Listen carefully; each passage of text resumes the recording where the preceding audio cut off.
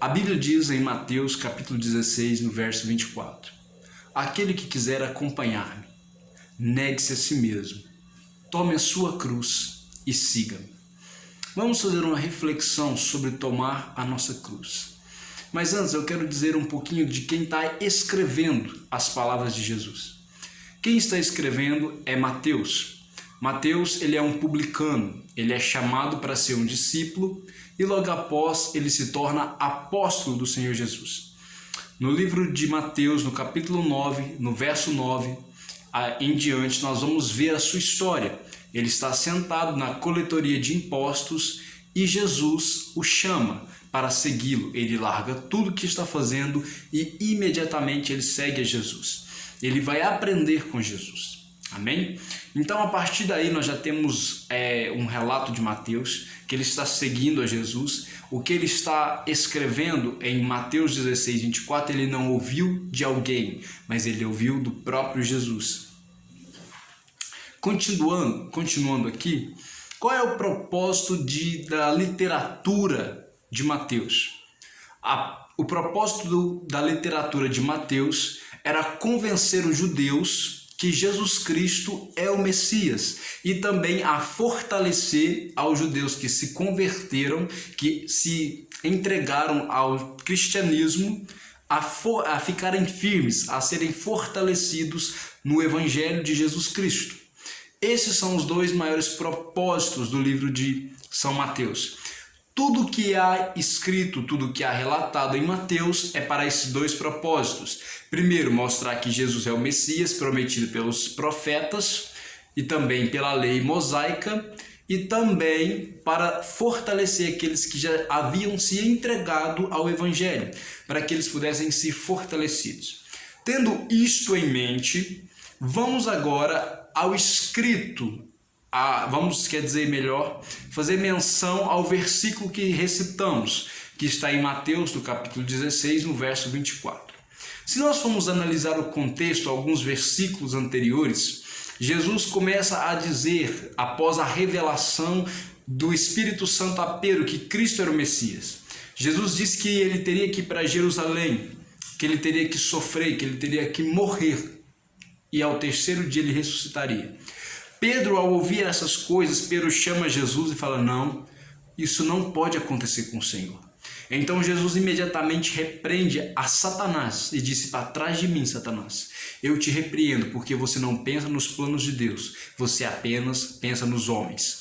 E aí Jesus vai olhar para os seus discípulos e vai dizer: aquele que quiser me seguir, negue-se a si mesmo, tome a sua cruz e siga-me.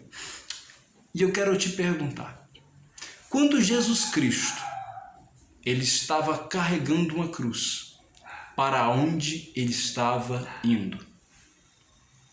Se você respondeu que ele estava indo morrer no Gólgota, no Monte da Caveira, no meu lugar e no seu lugar, você acertou. Quando Cristo estava carregando uma cruz, ele estava entregando a sua vida. Ele estava indo morrer ao meu e ao seu favor. Então, quando Jesus diz que aquele que quiser segui-lo, aquele que quiser acompanhá-lo, aquele que quiser aprender com ele, fazer o que ele faz, é necessário negar a si mesmo, negar as suas vontades, porque a vontade de Jesus não era morrer, a vontade de Jesus não era sofrer, mas essa era a vontade do Pai, porque esse era o plano de redenção para a humanidade. Paulo diz, e também o apóstolo João no Evangelho, no livro da Revelação, em Apocalipse, que o Cordeiro já havia sido sacrificado antes da fundação do mundo. Então esse já era o plano de Deus, antes mesmo do mundo ser criado, antes mesmo do mundo ser formado. Então essa não era a vontade do Messias, mas mesmo assim ele negou a sua própria vontade e fez a vontade do Pai. E Jesus está nos dizendo que aquele que quer fazer o que ele faz, é necessário negar a si mesmo, negar as suas vontades e cumprir a vontade do Pai, ainda que o resultado da vontade do Pai nos leve à morte, nos leve a sofrimento, nos leve à rejeição, nos leve à exclusão do meio social que nós queremos ser tanto aceitos. Irmãos, aí por que eu estou dizendo isso?